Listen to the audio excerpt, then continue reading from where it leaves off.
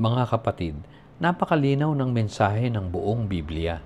Kung sa kanila noon pa man ay sinabi ng Panginoon na manatili at sumunod sa Kanya ng may pagtitiis, sino nga ba tayo ngayon upang hindi maniwala sa mga ginanap na ng Diyos? Sadya bang ipinipikit na lang natin ang ating mga mata ng pangunawa at pilit na kumakapit ng mahigpit sa mga tradisyong aral mula sa mga taong pilit na umaangkin sa mga sulat? Mga taong nanghula noon at mga nanghuhula pa magpasa hanggang ngayon.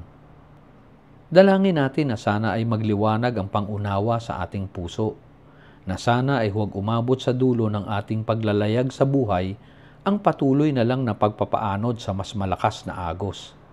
Sana ay piliin nating gamitin ang sagwang kaloob ng Diyos.